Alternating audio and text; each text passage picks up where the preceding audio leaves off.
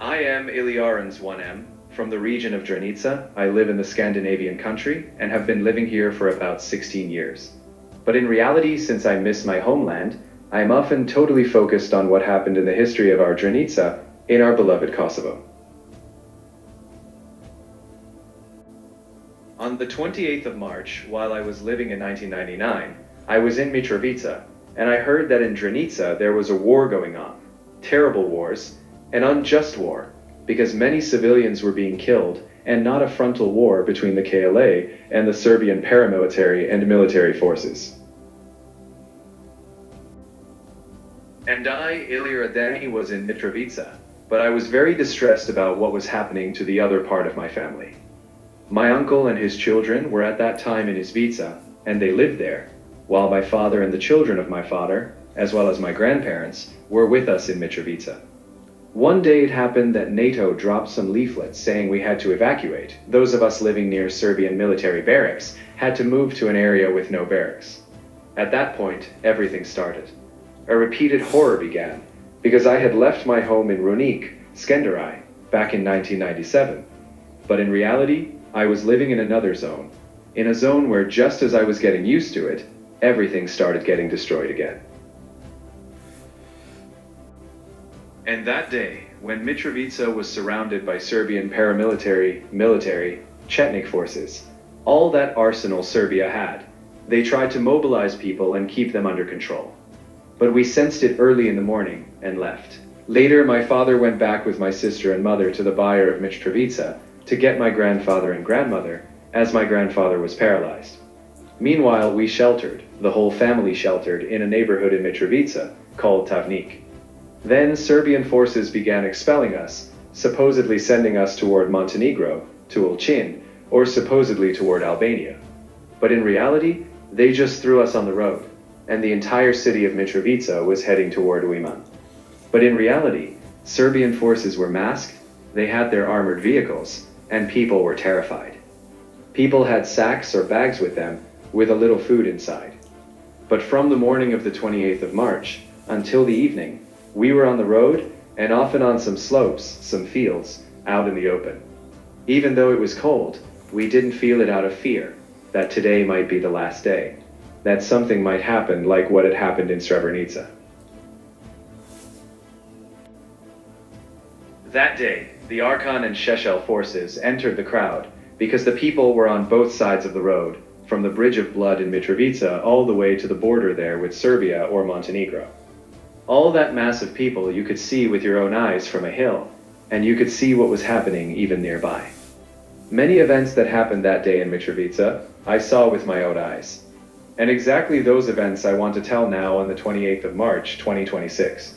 Because it's something that as if I travel back in time now and then, it's like a short film, a short documentary that I want to show the world on all my social networks.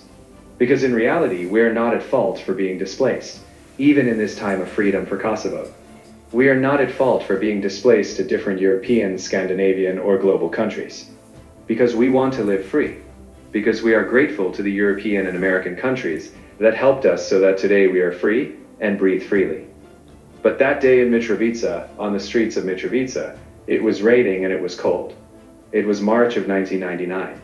It was very bitter, but the Serbian forces had no mercy for anyone. They started robbing women who had gold in their hands or on their necks. They started mistreating young girls, wanting to take them for sexual harassment. They started beating them with their weapons. They started beating the young men. In reality, the elderly were taking the cash they had, which at that time were Deutsche Marks from Germany. And so throughout that day, they just robbed us and left us under the open sky.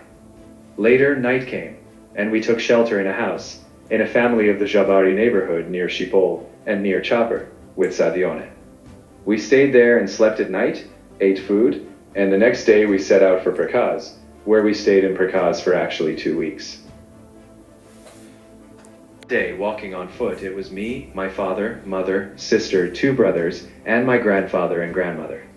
My grandfather was paralyzed, and we placed him in a cart or in a small makeshift wheelbarrow, like the kind people today use for construction. And with that cart we traveled from Jabari to Shipol, and crossed the road with some difficulty, because snipers would fire now and then and shoot people crossing the road. It was an area very suitable for snipers. But in reality we managed to cross the road, even though later we saw we had passed very close to the army stationed in Chipol. And we headed toward Vaganica, then to Lubavec, and from Lubavec in the evening, we reached Prikaz. It was a route, as I said earlier, that was terrible. You could see people who were dead on the road, livestock that were dead, burned houses, the smell of houses and furniture, that smelled of burning.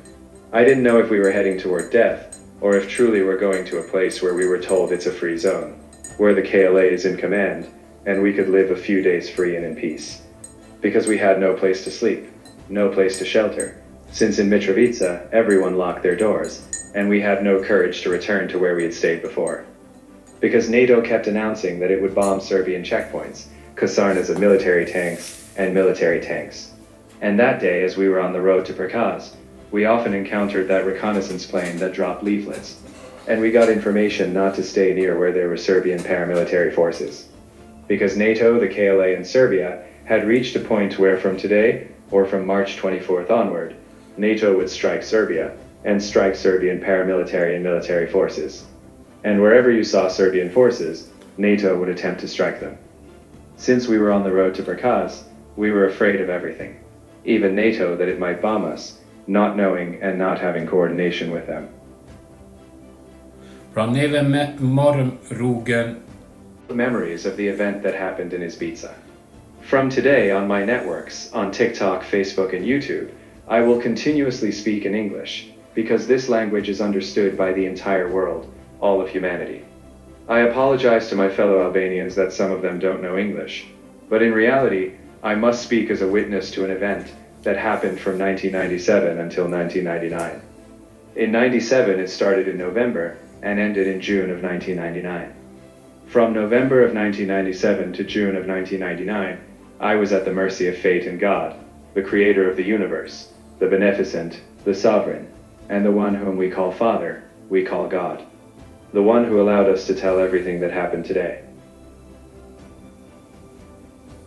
During the time we were in Prikaz, since we arrived there in the evening, we met a very kind man, who was with a horse and the horse's carriage. He helped us, and we continued toward the point we were headed to. I forgot to mention that there was also the other part of my father's family. My father's cousin was my grandfather's brother, and other people from their family. But I don't want to speak about them because I don't know how permissible it is to talk about them, how much right I have.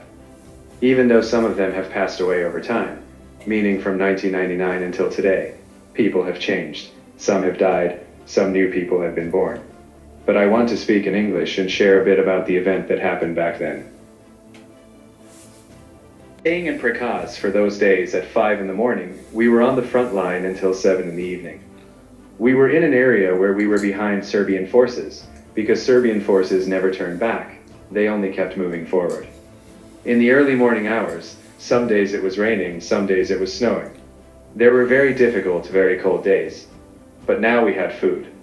My mother, sister, and the other girls of the Behrami family, who were in Prikaz, and the Ademi family, so my family, who were exactly in Prikaz, the girls and children under 18 stayed in the house. Since I was close to 18, I was always with my father and with the soldiers of the Kosovo Liberation Army, with the KLA. Therefore I had grown up quickly, and now we were in another zone, because we would set out early in the morning. From Upper Prikaz we would go to Lubavec, or we would go to Chichavica, or we would go to another area whose name I can't recall at the moment. There we would make a shelter just with some plastic and some hay. We would cover it and shelter there. Now and then we had clashes with Serbian forces, so that the Serbian forces would not focus on us, as we had some families in Prikaz.